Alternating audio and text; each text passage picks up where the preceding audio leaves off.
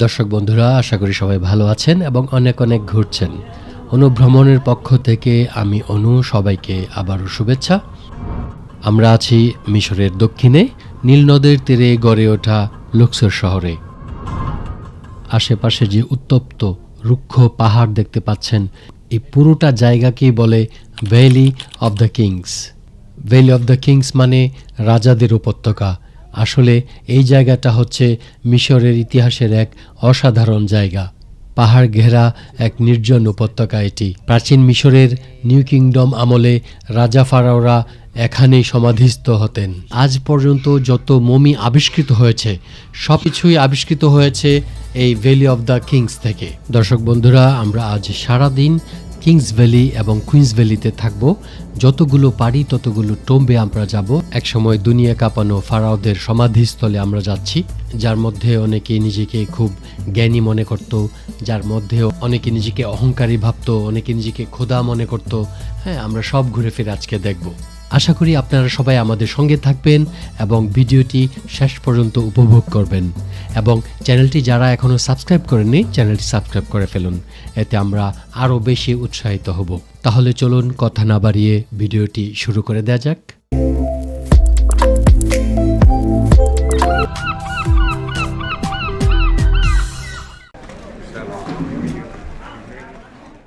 এটা হচ্ছে valley of the কিংসের প্রবেশ পথ। অনেক দোকানপাটের পসরা জমে গেছে এখানে। সামনে টিকিট কাউন্টার, আমাদের ওখান থেকে টিকিট করতে হবে।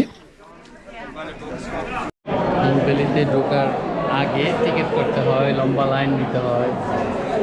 হচ্ছে অবস্থা। কিং ভ্যালি আমরা যাব তুতেনখামেনের টম্বে। এখানকার মূল আকর্ষণ হচ্ছে রামসেস 5-6, তারপরে আপনার তুতেনখামেন এবং নেফারতিতির টম্বে এখন আপাতত বন্ধ আছে বললো। তো আমি যাচ্ছি তুতেনখামেন টম্বে। সঙ্গে থাকুন, উপভোগ করুন।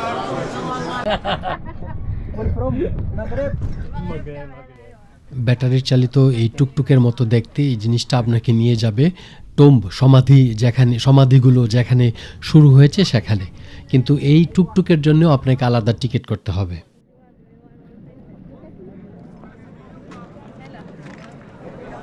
এই তুতেনখামেন যে টম্ব আছে, এটা 1922 সালে ব্রিটিশ প্রত্নতাত্ত্বিক, ওনার নাম হচ্ছে হাওয়ার্ড কার্টার, আবিষ্কার করেছিলেন। মানে সে পর্যন্ত আবিষ্কৃত যতগুলো টম্ব আছে এর মধ্যে তুতেনখামেনের টম্ব, যাকে KV62 নামে চিহ্নিত করা হয়, এটি হচ্ছে ভ্যালি অফ দ্য কিংসের অন্যতম বিখ্যাত সমাধি। এর ইতিহাসটা সত্যি রোমাঞ্চকর। 1922 সালে যখন এটি আবিষ্কার হয় তখন প্রায় সবাই ভেবেছিল ভ্যালি অফ দ্য কিংসে নতুন কিছু আর পাওয়া যাবে না। কিন্তু কার্টার আর তার পৃষ্ঠপোষক লর্ড কার্নারভন ধৈর্য ধরে খনন চালিয়ে যান। শেষমেশ মাটির নিচে সিল করা এক অক্ষত সমাধির দরজা ওনারা খুঁজে পান।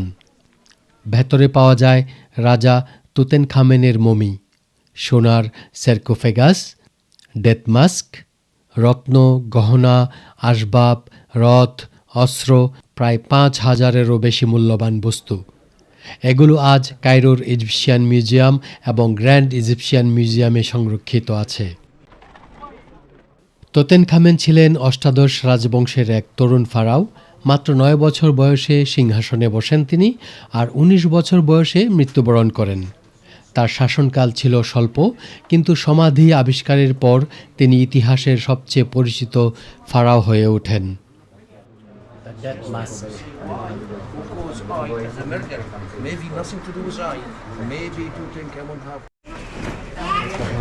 ভিতরে যাওয়ার রাস্তা, তুতেনখামেন টম্ব।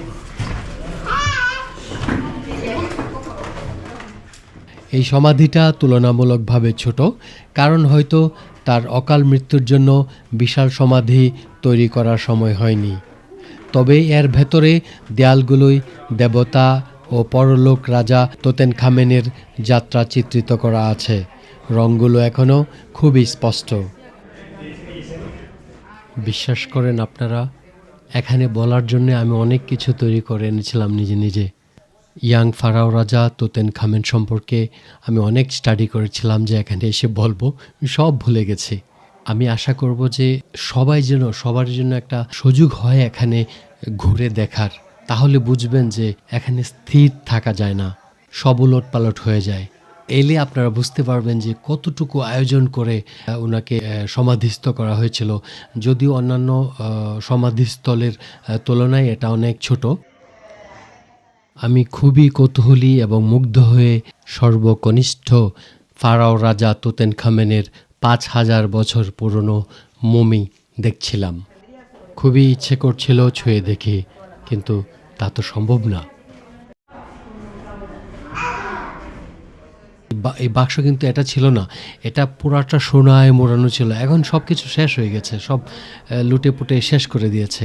হ্যাঁ, এগুলি আসলে বলা ঠিক না, কিন্তু না বলেও পারছি না। অনেক সুন্দর ছিল, অনেক সুন্দর। কথিত আছে যে এই ৫,০০০ বছরে ৫০,০০০ বার তাদের ধন সম্পদ লুট করা হয়েছে। ওই যে একটা ছোট দরজা দেখা যায়, এটা হচ্ছে ট্রেজারি রুম। এখানেই সব স্যারকোফেগাস, তারপরে ডেথ মাস্ক, রত্ন, গহনা, আসবাব, রথ, অস্ত্রসহ প্রায় ৫,০০০-এরও বেশি মূল্যবান বস্তু পাওয়া গিয়েছিল। এই যে ডেথ মাস্ক, এই ডেথ মাস্কের বর্তমান বাজার মূল্য হচ্ছে $2 মিলিয়ন চেয়েও বেশি। সেই ৫,০০০ বছর আগে ওনারা ভেবেছিলেন যে মৃত্যুর পরেও জীবন আছে। সেই জন্যেই যত ধরনের মূল্যবান বস্তু আছে দিয়ে দাও, পরজীবনে যাতে কোনো অভাব অনটন না হয়। কত সুন্দর চিন্তা ভাবনা। দেখলে শিহরণ হয়। এখানে কিছু নেই, সব ওই যে কেয়ারটেকার বলো সব লুটপাট করে নিয়ে গেছে। মানে এরা পেয়েছে ঠিকই, কিন্তু পাওয়ার পরে ওরা নিজেরা বাদ করে নিয়ে গেছে।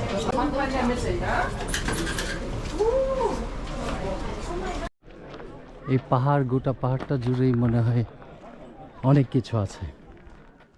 এই শুষ্ক পাহাড়ি উপত্যকাটি প্রাচীন মিশরীয়দের কাছে প্রতীকীভাবে মৃতদের ভূমি হিসাবে বিবেচিত ছিল। ফারাওরা এই জায়গাটিকে সমাধির জন্য বেছে নিয়েছিলেন মূলত ৩টি বড় কারণে। আমি কারণগুলি বলার আগে রানী তৌসেট এবং ফেরাউন সেটনাক্তের সমাধিস্থলটা ঘুরে এসে তারপর বলছি। আজ পর্যন্ত যতগুলো টোম্ব বা সমাধিস্থল আবিষ্কৃত হয়েছে, এর মধ্যে সবগুলোতেই দেখা গেছে যে একটা করে মমি, একটা টোম্বে একটা মমি। কিন্তু এই সমাধিস্থলে এসে দেখা গেছে যে আবিষ্কারের পর দেখা গেছে এখানে 2টা মমি। একটা হচ্ছে রানী তোসেটের, আরেকটা হচ্ছে ফেরাউন সেটনাক্তের। তো আমরা দুজনের ব্যাপারেই একটু কথা বলবো। আপনারা যারা ইজিপ্টোলজির ব্যাপারে ইন্টারেস্টেড, হয়তোবা আপনাদের ভালো লাগতে পারে। এই সমাধি স্থল যেটা, এটা KV14 নামে পরিচিত।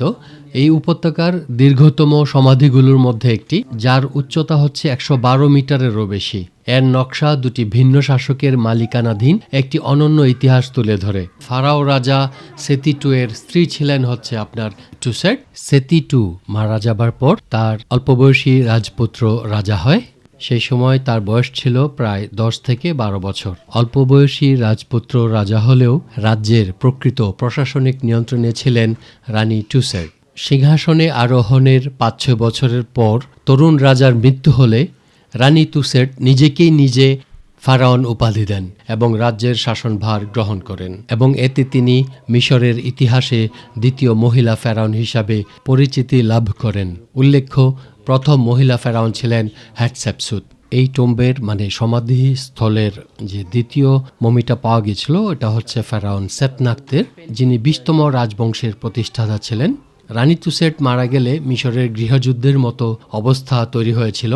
তখন এই ফেরাউন সেটনাক্ত শক্তি প্রয়োগ করে রাজত্ব দখল করেন এবং নতুন 20তম রাজবংশের সূচনা করেছিলেন। তার শাসনকালে রাজ্যে স্থিতিশীলতা ফিরে আসে। তিনি চেষ্টা করেন আগের বিশৃঙ্খলার সময়ের প্রশাসনিক বিশৃঙ্খলা ঠিক করতে এবং ধর্মীয় কর্তৃত্ব পুনরুদ্ধার করতে। এইটা হচ্ছে টুম্ব। এই গোটা ভ্যালি অফ দ্য কিংসের সবচেয়ে মজার ব্যাপারটি হচ্ছে এই টুম্ব, মানে এই সমাধিস্থলটা। রানী টুসেটের মৃত্যুর পর এই সমাধিটাই পরবর্তীতে ফেরাউন সেতনাক্ত দখল করে নিজের নামে পুনর্নির্মাণ করেন। কাজেই এখানে দুটো মমি আবিষ্কৃত হয়েছিল, একটা হচ্ছে রানী টুসেট আর একটা হচ্ছে রাজা ফেরাউন সেতনাক্তের।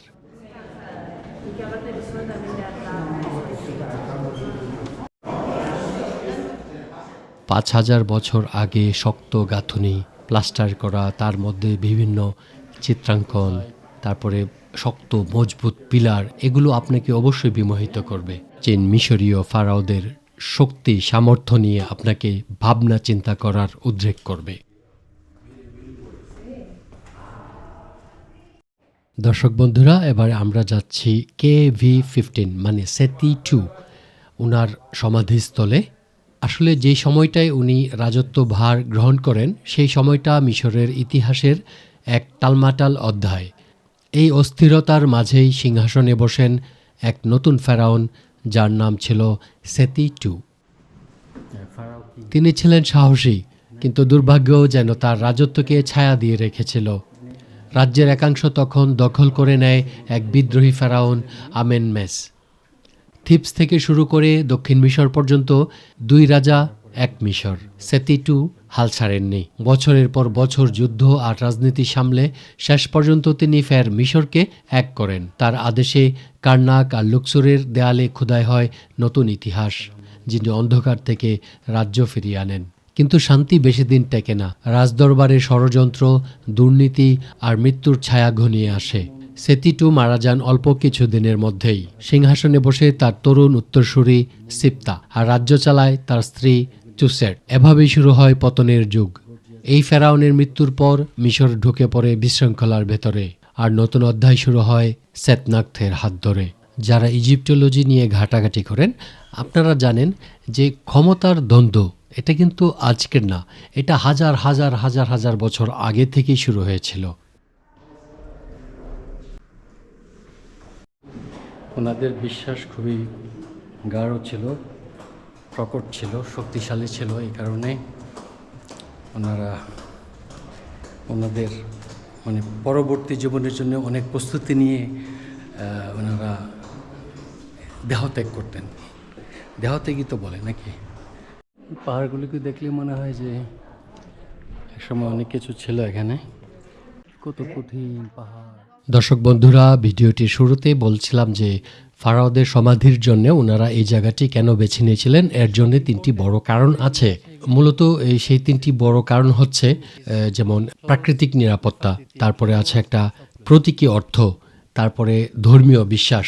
প্রাকৃতিক নিরাপত্তা যেটা, সেটা হচ্ছে গিজার পিরামিডের মতো বিশাল সমাধিগুলো লুটেরাদের কাছে যখন সহজ লক্ষ্য ছিল, তখন এই উপত্যকা ছিল পাহাড়ের গভীরে, গোপন আর দুর্গম, চোরদের চোখে সহজে পড়ত না। তাই ফারাওরা ভাবলেন মাটির নিচে সুড়ঙ্গ কেটে লুকানো সমাধি বানালে ধন সম্পদ নিরাপদে থাকবে। তারপরে একটা যে ব্যাপারটা আছে সেটা হচ্ছে প্রতীকী অর্থ। উপত্যকার উপরে যে পিরামিড আকৃতির পাহাড়টা আছে, যাকে বলে এলকার্ড, এতে তারা দেখেছিল রাজাদের জন্য দেবতাদের নির্দেশ, মানে বাই দেয়ার গড চোজেন, এই ধরনের কিছু একটা, যেন প্রকৃতি নিজেই তাদের জন্য সমাধির স্থান তৈরি করে রেখেছিল। লুক্সুরে আমি দেখেছি, লুক্সুরে যখন সূর্যটা ওঠে তখন সূর্যের প্রথম রশ্মিটা গিয়ে পড়ে হচ্ছে এই পাহাড়ে, এলকার্ড পাহাড়ে। এতে তারা মনে করে যে এটা তাদের গডের নির্দেশ, তাদের দেবতাদের নির্দেশ হচ্ছে যে এখানে তোমরা একটা কিছু করো। আর সর্বশেষ এবং তৃতীয় যে কারণ, সেটা হচ্ছে ধর্মীয় বিশ্বাস। পশ্চিম দিকটা ছিল সূর্যাস্তের দিক, যা তাদের বিশ্বাসে মৃত্যু ও পরলোকের প্রতীক। তাই নীল নদের পশ্চিম তীরে এই নির্জন উপত্যকায় সমাধি বানানোর মানে ছিল অমর জীবনের পথে যাত্রা। সংক্ষেপে বলতে গেলে নিরাপত্তা, প্রতীক আর বিশ্বাস, এই 3-এর মিশ্রণেই ফারাওরা বেছে নিয়েছিলেন এই রহস্যময় উপত্যকাকে তাদের চিরনিদ্রার ঠিকানা হিসাবে। ভ্যালি অফ দ্য কিংসে মোটামুটি 66টি মমি পাওয়া গেছে, যেগুলোর মধ্যে বেশ কয়েকজন ফেরাউন, রানী ও রাজাদের মমি অন্তর্ভুক্ত। সবচেয়ে বিখ্যাত মমিগুলোর মধ্যে রয়েছে তুতেনখামেন, রামসেস II ও সেতি 1-2। এছাড়াও বেশ কিছু রানী এবং অন্যান্য রাজা ও রাজকীয় সদস্যদের মমিও পাওয়া গেছে। এই মমিগুলো মিশরের প্রাচীন ইতিহাসের এক বিরাট অংশকে তুলে ধরে। দর্শক বন্ধুরা, আমরা ভিডিওটির শেষে চলে এসেছি। হাজার হাজার বছর আগের পুরনো সেই প্রাচীন মিশরের ফারাওদের সঙ্গে পরিচিত হয়ে তাদের মমি দেখে তাদের ইতিহাস জেনে নিশ্চয়ই আপনাদের ভালো লেগেছে ভিডিওটি। তো আমরা এখন ফিরে যাচ্ছি নাস্তা করতে, কারণ সেই সকালে উঠেছিলাম 4টা সাড়ে 4টার দিকে, বেলুন রাইড, তারপরে আসলাম এখানে 4-5টা টোম্ব শেষ করলাম। তো এখন আমরা নাস্তা করে আমরা যাব হ্যাটশেপসুট, যে প্রথম মহিলা ফারাও ছিলেন, ওনার টোম্বে যাব। আপনারা অবশ্যই আমাদের সঙ্গে থাকবেন, এবং এটা আগামী পর্বে আসছে, এই পর্বে আসছে না। তো ততদিন পর্যন্ত ভালো থাকুন, সুস্থ থাকুন এবং চ্যানেলটি সাবস্ক্রাইব করুন। সবার জন্য সুস্বাস্থ্য কামনা করে আজকের মতো এখানেই বিদায়।